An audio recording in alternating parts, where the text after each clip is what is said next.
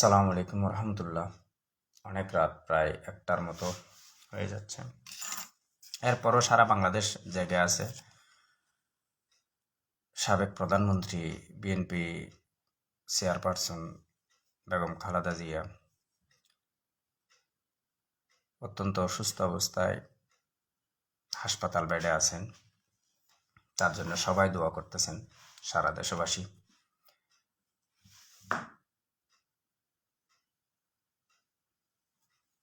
একটি কথা বলার জন্য লাইভে আসা, সেটি হচ্ছে কিছুদিন আগে প্রফেসর একিএম বদরুদ্দোজা চৌধুরী, সাবেক রাষ্ট্রপতি,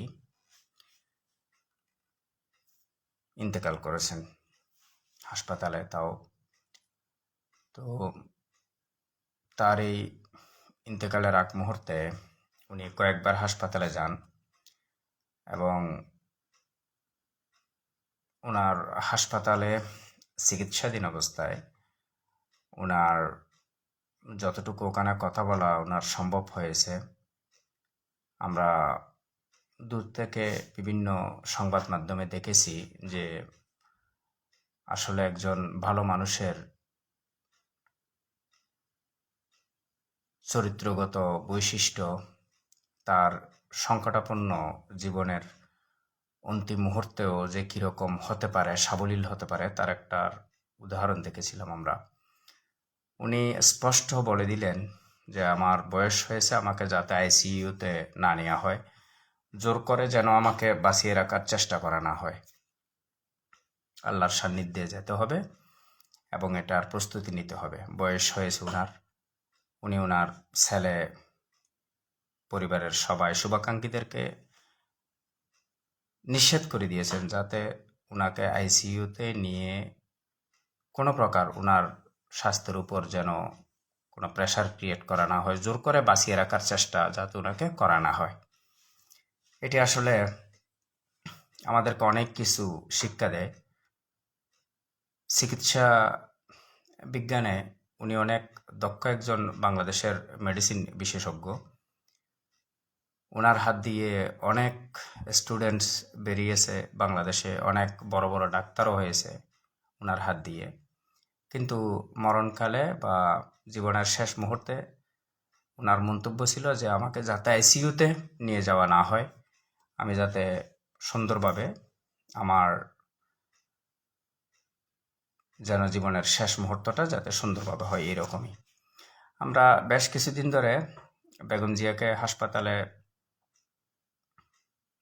এর আগেও দেখেছি ওনাকে হাসপাতালে চিকিৎসা দেওয়া হচ্ছে। এর আগে লন্ডন গেছে। লন্ডনে অবশ্য ওনার তেমন কোনো বড় সার্জারি হয়েছে এই ধরনের কোনো আমরা শুনি নেই। ভর্তি থেকে চিকিৎসা করে উনি চলে আসছেন, এটুকুই।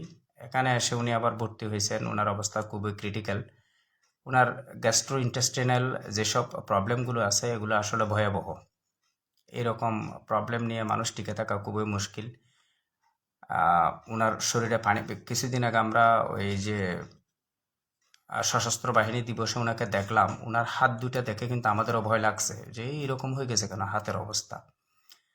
হয়তো ওনাকে অনেক কেয়ার করে ওখানে নিয়ে আসা হয়েছিল অনুষ্ঠানের স্বার্থে।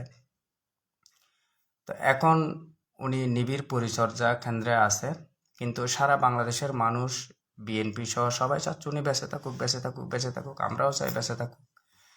কিন্তু ওই যে প্রফেসর বদরুদ্দোজা চৌধুরীর কথাটা যদি একটু চিন্তা করি, তাহলে মনে হয় কেন জানি একটু এটা নিয়ে ওনার শুভাকাঙ্ক্ষী বলেন কিংবা দেশবাসী বলেন, যে কেউ বলেন, হয়তো একটু বাড়াবাড়িও করছে মনে হয়।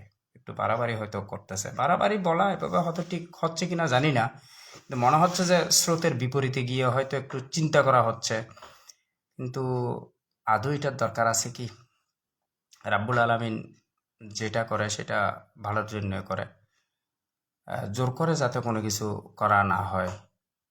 উনি হয়তো এখন সাউন্ড দিতে পারতেছে না, বলতে পারতেছে না বা বুঝাতে পারতেছে না উনার ইচ্ছেটা কি। তো দেশবাসীকে এটাও সব অনেক দিক থেকে বলা হচ্ছে যে উনার এখন বেঁচে থাকা খুব জরুরি, খুব জরুরি। দেশের এই মুহূর্তে প্রয়োজন আছে, দেশের সংকটকালে। আসলে দেশের কোনো সংকট নেই, দেশের এই জরুরি মুহূর্ত বলতে কোনো কিছু নেই। দেশ ভালো আছে, সবাই যদি সহযোগিতা করে দেশ ভালোই চলবে, কোনো সমস্যা হবে না। আর উনি নিজেও এই সরকারের উপর খুবই আস্থা রেখেছেন এবং নিজের সন্তানকে নিষেধ করেছেন প্রফেসর ইউনূস সাহেবের সাথে যাতে কোনো আহ, খুব বেশি বিরোধী যাতে যাওয়া না হয়, উনি সতর্ক করেছেন। তো দেশের যিনি হাল ধরেছেন ওনার উপর যথেষ্ট আস্থা রাখা যায়। তো উপরে একটা ক্যাপশন আকারে ফটো আকারে দেখছি যে হাসিনা অর্ডার দিয়েছে বিডিআর কিলিং করার জন্য। এটা আজকে অনেক দিন পরে এসে আমরা তদন্ত আকারে দেখলাম। কিন্তু যখন এই ঘটনা ঘটছে হাসিনা ক্ষমতায় আসার 1 মাসের মাথায়, আমরা তো নিজেরাই এটা আমরা ধরে নিয়েছিলাম যে হাসিনা এই কাজ করছে, ইন্ডিয়া এই কাজ করছে। কিন্তু আজ সেটা সত্য আকারে তদন্ত আকারে রিপোর্ট আসলো আর কি। তো বেগম জিয়ার জন্য সবাই দোয়া করতেছে ভালো, কিন্তু এও চিন্তা করতে হবে যে কেমন জানি মনে হচ্ছে যে চায়না থেকে ডক্টর আসতেছে, এখান থেকে ওখান থেকে ডক্টর আসতেছে, এ চিন্তা মানে খুব বাসায় রাখতে হবে বা এই ধরনের একটা রব উঠে গেছে এখানে। কিন্তু এটা কেমন জানি একটু অন্যরকম মনে হচ্ছে। আল্লাহ রাব্বুল আলমিনের কাছে যখন অসুস্থ হয় তখন দোয়া করা হয় যাতে আল্লাহ শেফা দান করে। কিন্তু আবার এও নিয়মে আছে, যখন কোনো পেশেন্ট আল্লাহর কাছে যায় অবস্থা হয়, তো তখন আল্লাহর কাছে তাকে পাঠিয়ে দেওয়ার জন্য আবার দোয়া করা হয়, এরকমও নজির আছে এবং সেটা করতে হয়। আমি আমার নিজের বেলায় করেছি, আমার মায়ের জন্য আমি একটা পর্যায়ে গিয়ে আমি দোয়া করেছি আল্লাহ যাতে আমার মাকে সহি সালামতে এই মুহূর্তে নিয়ে যায়। এখন ওনার যাবার যদি সময় হয় তাহলে এইরকম জোরাজুরি কোনো কিছু করে জোর করে টিকিয়ে রাখতে হবে এমন কোনো কিছু নেই। সরি, এটা ওয়াইফাই ডিস্টার্ব করছে আবার।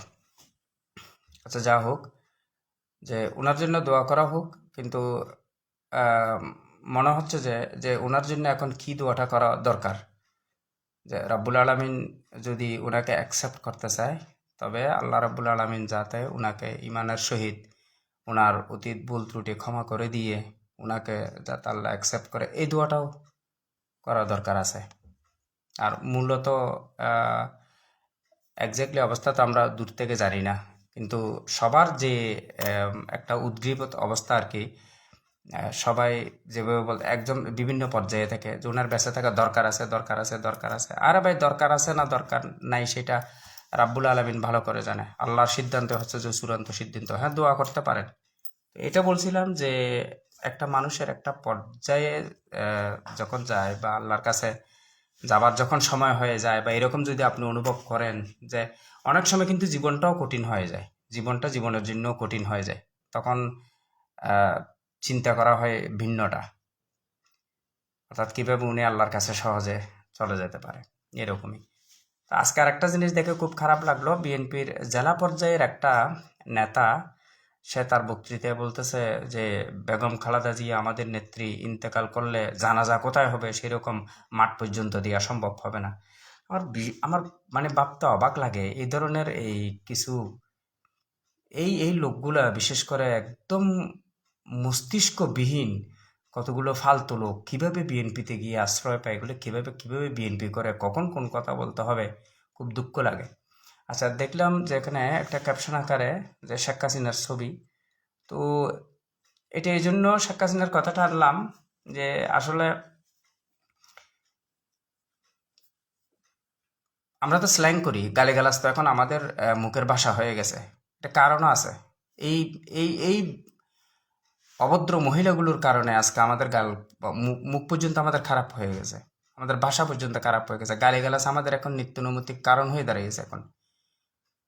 তো আমরা বেগম খালেদা জিয়ার জন্য দোয়া করব, আল্লাহ যাতে ওনাকে, ওনার যদি হায়াত না থাকে ওনাকে যাতে আল্লাহ রব্বুল আলমিন তার করুণার দৃষ্টিতে ওনাকে যাতে অ্যাকসেপ্ট করে।